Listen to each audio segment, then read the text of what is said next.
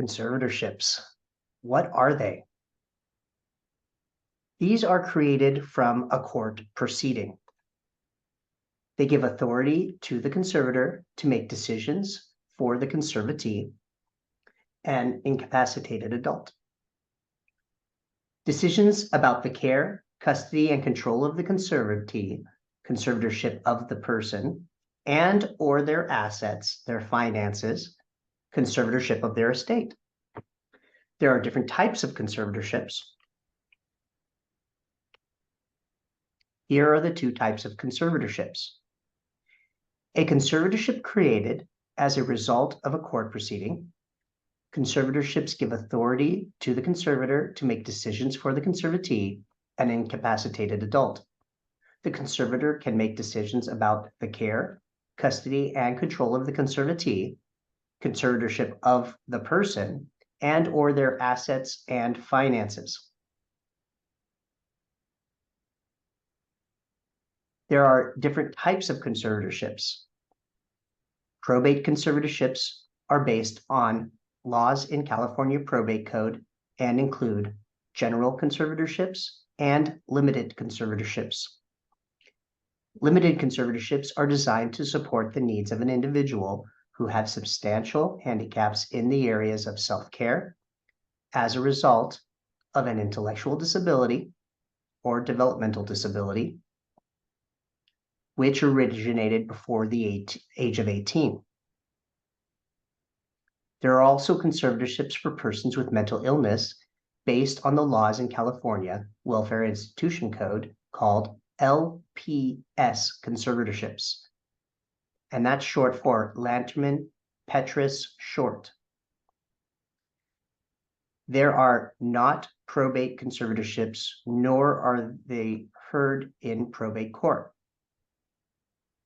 See Appendix D for an overview of California's conservatorship system. Conservatorships are referred to as adult guardianships in most of the US and internationally. California Probate Code 1800 ET SEQ. Now we'll move into petitions.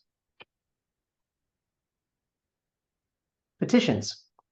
The petitioner is responsible for sending notice to Regional Center. Petitions must be received by Regional Center at least 30 days prior to the hearing. Regional Center's report must be sent to the court 5 days prior to the hearing. And now I'll turn it over to Carol to talk about the 7 powers of conservatorship. So the 7 powers include the following. The power to fix the residence or specific dwelling place, for example, deciding where the conserved party will live, such as the family home, group home, or supported living arrangement. The power to access confidential records.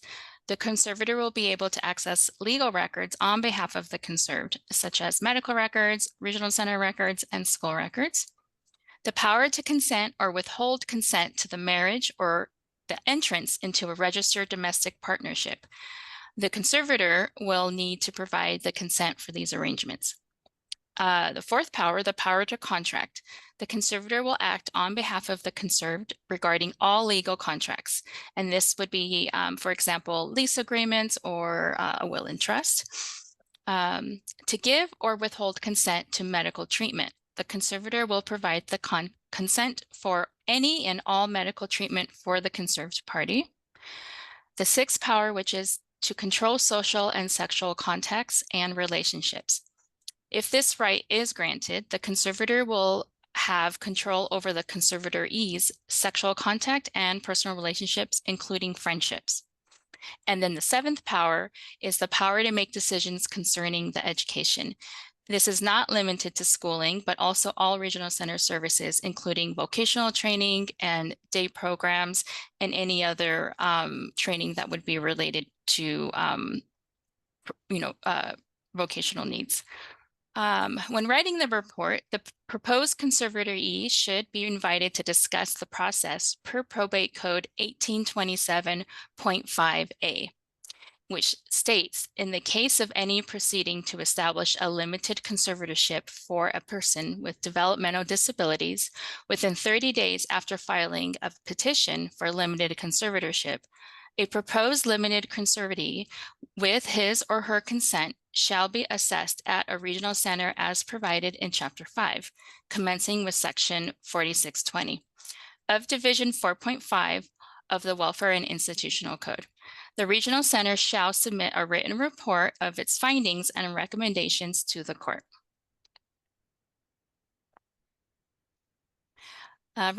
Regional center responsibilities. The CSC will discuss with our clients or consumers to ensure that they understand the process and their rights.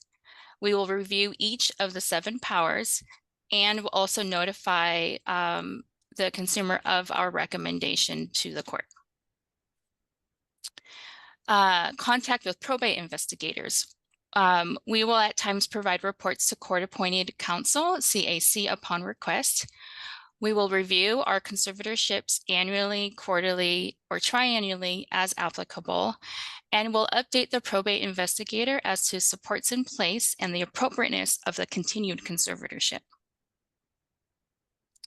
And now we're going to go into alternatives to conservatorship, which can include durable power of attorney, representative payship, advanced healthcare directives, and supported decision-making.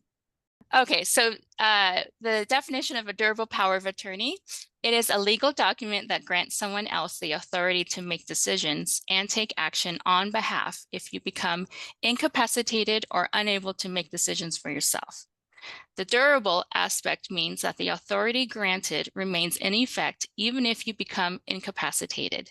This document allows you to appoint an agent, often called an attorney in fact or a proxy, who can manage your financial, legal, and sometimes healthcare affairs according to the instructions and limitations specified in the document. It is an important tool for ensuring that your affairs are handled according to your wishes if you are unable to do so for yourself. Now, a representative payeship is a program administered by Social Security Administration, or SSA, in the United States. It allows someone, typically a trusted family member, friend, or social service organization, to manage Social Security or supplemental security income, known as SSI, on behalf of a beneficiary who is unable to manage their own finances due to physical or mental impairments. The representative payee is responsible for receiving the beneficiary's benefit payments, managing those funds in the beneficiary's best interest, and using to pay the beneficiary's current and foreseeable needs. This may include expenses related to housing, food, clothing, medical care, and other necessities. The representative payee must keep accurate records of how the funds are used and report to the SSA regularly on how the beneficiary's needs are being met. The program is designed to ensure that individuals who are unable to manage their own finances are still able to receive the benefits they are entitled to, while also providing oversight and protection against financial exploitation or misuse of funds. The appointment of a representative payee is typically made by the SSA based on an evaluation of the beneficiary's capabilities to manage their own affairs.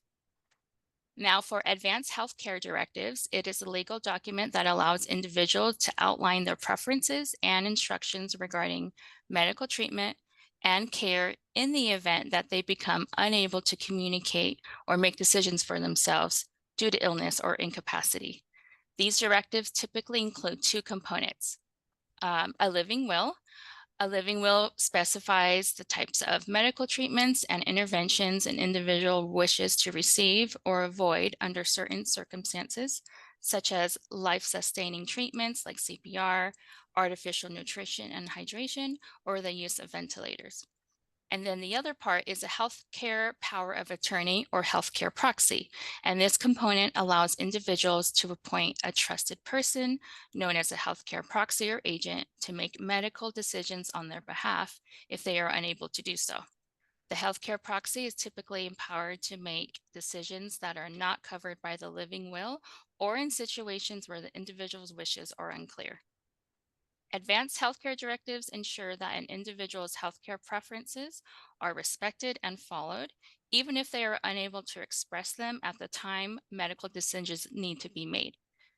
These documents vary in format and terminology and depending on state laws, but they serve the common purpose of allowing individuals to maintain control over their medical care even when they are no longer able to actively participate in decision making. And then another alternative is supportive decision making. When you use trusted friends, family, and professionals to help you understand situations and choices in your life. It is a way to increase your independence. It encourages you and gives the power to make decisions about your life as much as possible. A supported decision making, or SDM, is how most adults make daily decisions. An SDM also helps you make and take or have things happen in your life, choices about where and how and with whom you live, choices about where you want to work, action in your life instead of someone acting for you, a more positive quality of life, and increases your employment opportunities, independence in life, and community integration.